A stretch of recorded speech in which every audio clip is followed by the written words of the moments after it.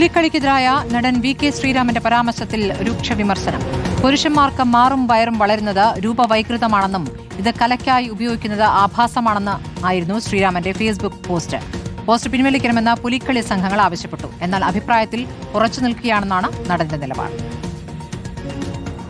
പുരുഷന്മാർക്ക് മാറും വയറും വളരുന്നത് രൂപവൈകൃതം, വൈകൃതത്തെ കലയ്ക്ക് വേണ്ടി ഉപയോഗിക്കുക എന്നത് ആഭാസം തുടങ്ങിയ പരാമർശങ്ങളാണ് വി.കെ. ശ്രീരാമൻ പുലികളിക്കെതിരെ നടത്തിയത്. പരാമർശത്തിനെതിരെ പുലികളി സംഘങ്ങൾ പ്രതിഷേധവുമായി രംഗത്തെത്തി. വി.കെ. ശ്രീരാമന്റേത് ബോഡി ഷെയ്മിംഗ് എന്നും ഫേസ്ബുക്ക് കുറിപ്പ് പിൻവലിക്കണമെന്നും പുലികളി സംഘങ്ങൾ ആവശ്യപ്പെട്ടു. വളരെ അച്ചടക്കത്തോടുകൂടി നടക്കുന്ന ഒരു സംവിധാനമാണ് തൃശ്ശൂരിലെ പുലിക്കളി. അതിനെ ഇത്രയും നികൃഷ്ടവും വളരെ വൃത്തികെട്ട രീതിയിലും അപലപിക്കുന്നത് അദ്ദേഹം ഒരു കലാകാരൻ എന്ന നിലയ്ക്ക് ചെയ്യുന്ന ഏറ്റവും തെറ്റായ കാര്യമാണ്.